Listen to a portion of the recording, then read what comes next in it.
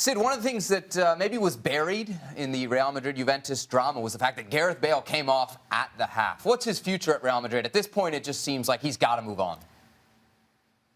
Well, Zidane said after the game that he just had to do something, had to change things. He said it was nothing to do with Bale, it was nothing to do with Casemiro, who both went off. But of course it is at least partly something to do with Bale, because when the change comes, there are other options he can make, there are other decisions he can take. And Bale started a game which I think surprised us, quite honestly, and him taking the place of Karim Benzema. But he hasn't played a fundamental role in the key games in the last two rounds of the Champions League. There is a sense now that Zidane, I think, hasn't just given up on Bale as a footballer, but I think has some doubts about his commitment. Their relationship isn't great. That's not to say it's a complete breakdown, but their relationship isn't great. And it was interesting reading the comments of Gareth Bale's agent to ESPN the other day, saying that Gareth loves Real Madrid and Real Madrid love Gareth. But one of the reasons why that is, if you like, the kind of the message that's been sent is that whatever happens in the summer, there will be an attempt to wait, to see the other side's cards first. That I don't think Gareth Bale's camp is going to try and push for a departure.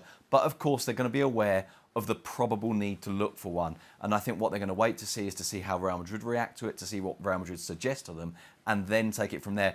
Bear in mind something else that's very, very important in this situation. I mean, we often talk about things like this and say, well, all right, he's got to go. OK, off you go. Yeah, sell. But you've got to find a club who's going to pay for him, a club who's going to pay his wages, a club that Real Madrid will be willing to pay for, and then get an agreement. And that is much, much harder to do than it seems. And sometimes you do get players who, because of their transfer value or their previous transfer value, because of how much they cost, and because of the specific nature of what they do for the potential clubs they go to, they actually don't have the market that you think they would have, because either the clubs that do want them, they wouldn't go to, the clubs they would go to don't want them, or there just isn't an agreement on price. So it's much, much more difficult to resolve than it appears, because on the face of it, this is obvious. Gareth Bale, great player, someone's going to want him.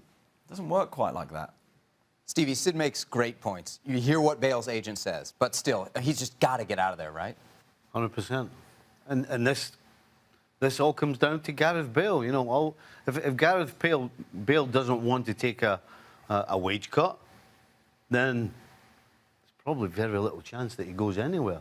Now, if Gareth Bale desperately wants to go and play football, then it's very simple. You drop your wages a little bit. Yeah. It's really that simple. You'd have to drop them. The problem is you'd have to drop them a lot, because football's so polarized right now. Right. So I guess maybe it ends up being how much is enough. You know, the guy's clearly made an incredible amount of money already. So it now becomes a case of his desire to actually play the game. We're acting like he's going to go to Leyton Orient. I mean, Manchester United could afford him. Yeah, they could afford him, but the question is, if you're Gareth Bale, do you want to go to a team that has Lukaku, where I have a shot to play? Yes. That has Alexis Sanchez, that's just invested, big wages on him. Where you have Rashford, where he likes to, sometimes Mourinho sometimes likes to be a little bit more conservative, and you already have a reputation as somebody who maybe doesn't work that hard defensively.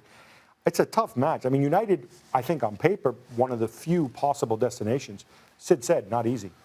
If Gareth Bale wants to get back to the player and have the influence and be talked in a way that he was when he moved to Real Madrid, he definitely has to move. I'm in complete agreement with the fact that there are very few places that you look in the soccer landscape that would, one, be able to afford him, two, fit the system that he plays. So the Premier League has tons of money nowadays, right? But those teams that actually could pay those wages are going to struggle to fit him in behind or with some of the other guys.